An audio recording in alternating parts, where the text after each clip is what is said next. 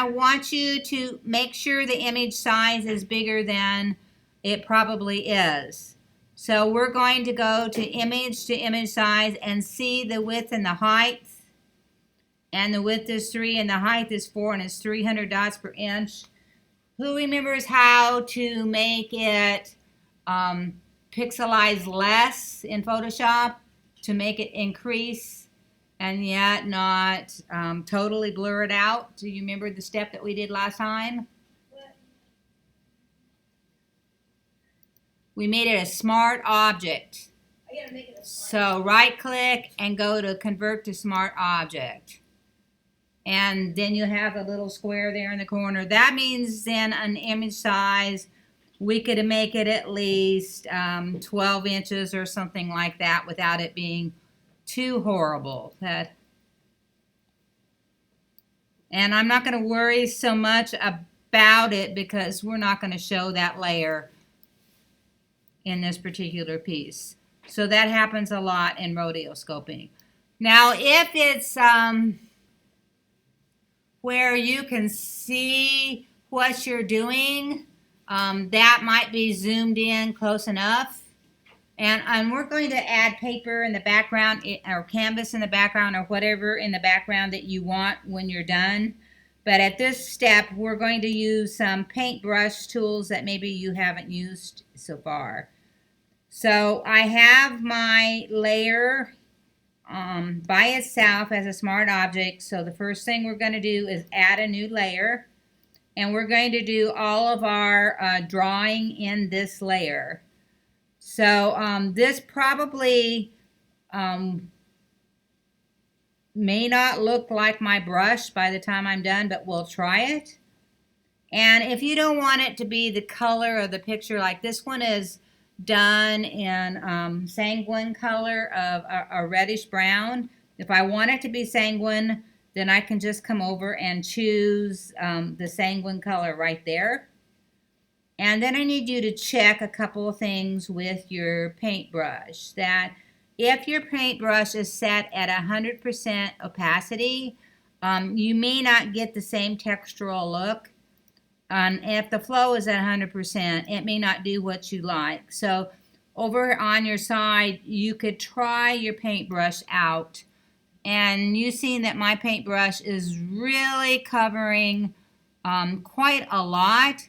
If I'm going to do more than one color, say that you chose a color piece and you wanted to see the greens and the browns on your drawing go through, then that would be a good place to turn your opacity down.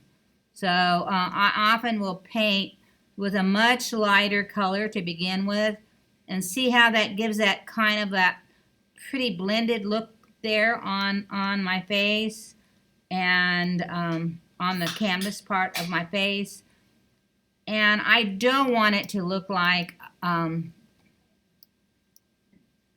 that it's being drawn by something really super dark if I can see the texture and everything underneath.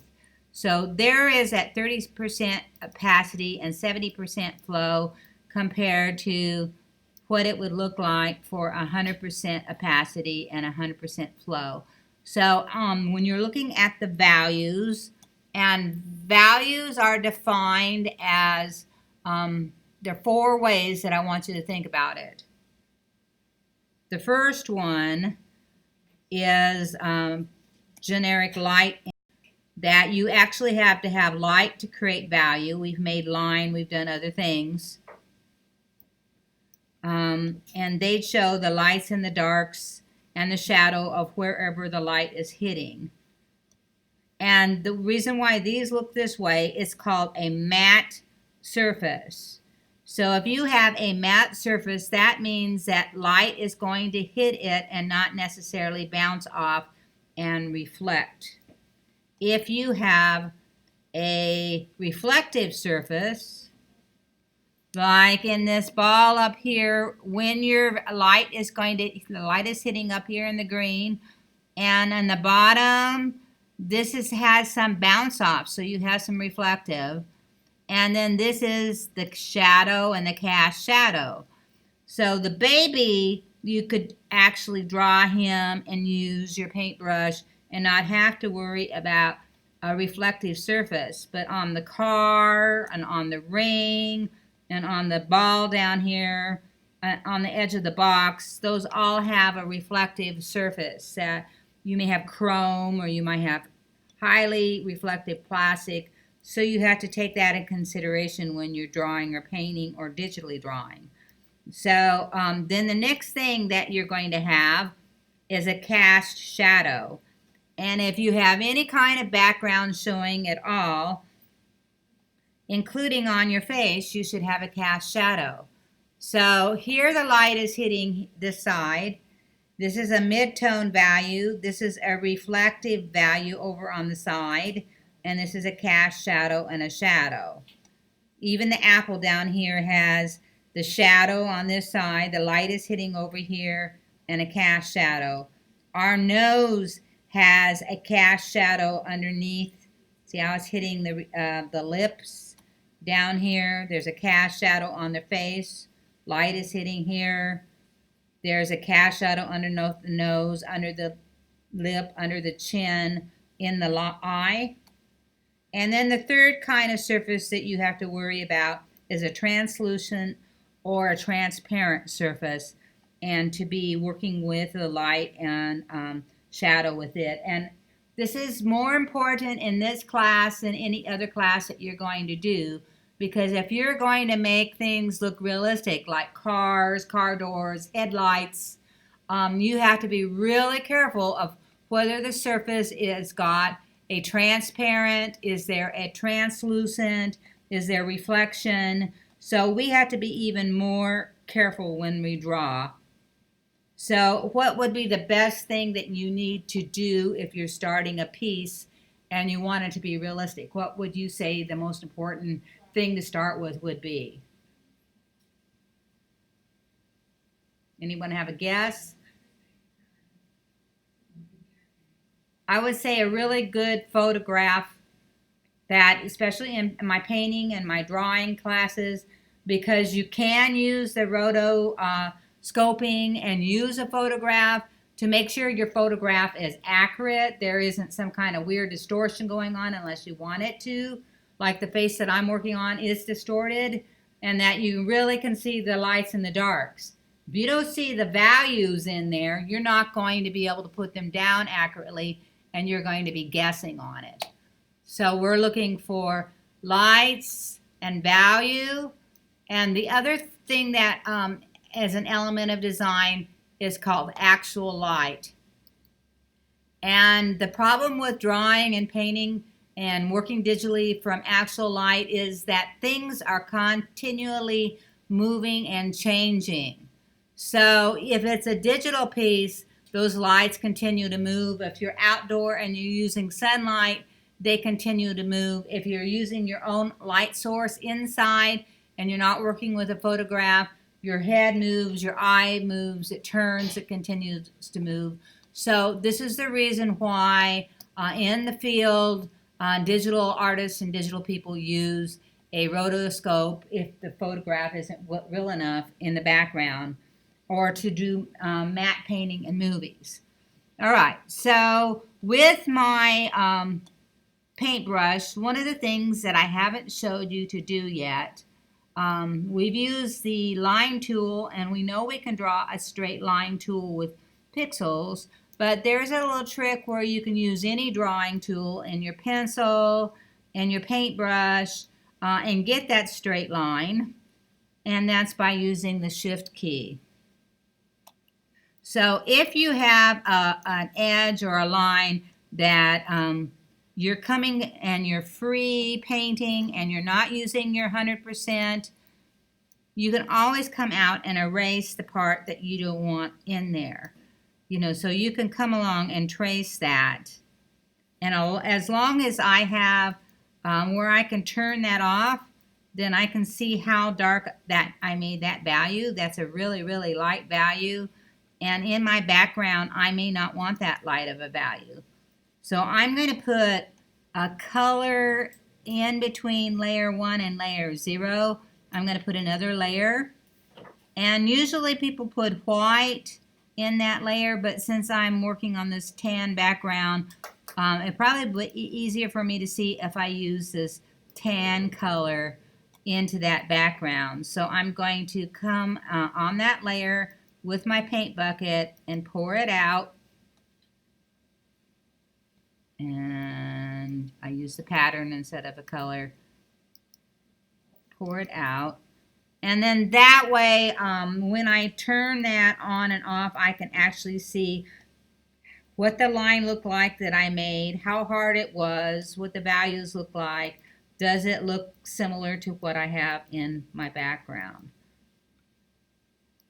All right, so I'm not sure I have anything to make a straight line on with this. It doesn't look like it. But if you have something with a straight line and you want to use your paintbrush with a straight line, for example, I can get on that layer and I can click over here where my brush mark is going to be and then click across there 100%. Turn that on so you can see somewhere is my paintbrush. Okay, so paintbrush. Oh, I don't have the color again. Get my color.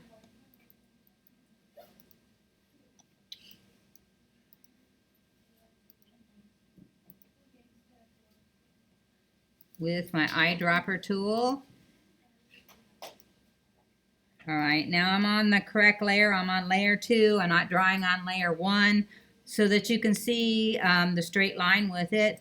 I'll click here and then I'll come click over there and then see the nice beautiful straight line I drew just by clicking and holding down my shift key. So anytime you need to do that, you can do that, and then anytime you get a line that you don't want, then you can come in and use your eraser tool. And if you don't want to erase all of the line, you only want to erase part of it, your eraser tool works like a brush as well.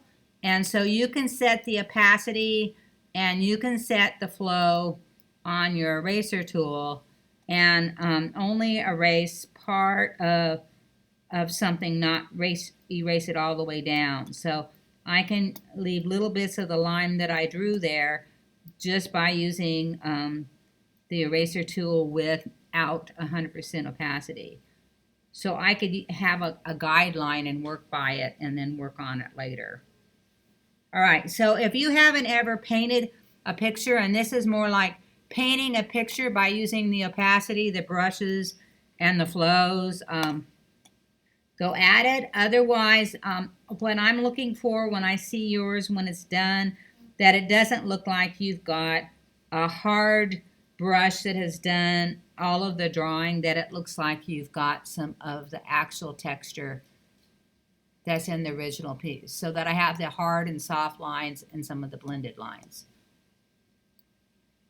All right, when I get the basic drawing in, then I'm going to go in and show you how to put a textured paper background in that if you need that, or a canvas behind it, or something else behind it rather than the original drawing. All right, have a good time. This one takes the most time. I think before we go to realism and everything, where we're combining photographs and everything in them, that we could work 100 hours on a more complicated painting like this to get it just right. Your questions were? So,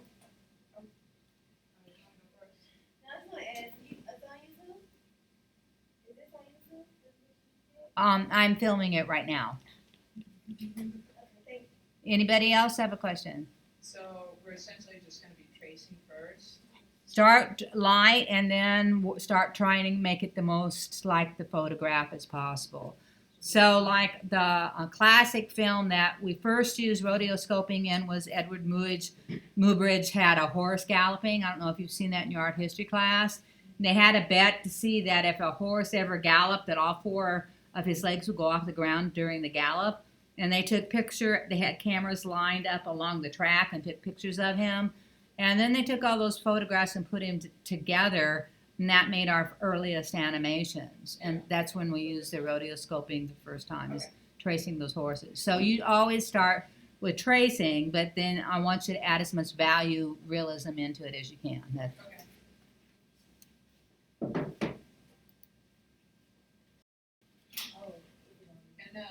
by value, you just mean like shading, or do you Yes. mean actual color as well? You could do color if you feel up to it. Otherwise, you can go just with a grayscale or a brown or whatever you want. But you've got the source there that you could use the eyedropper with, so you can go back and go back to that original one and try to get the colors. You're supposed to put it in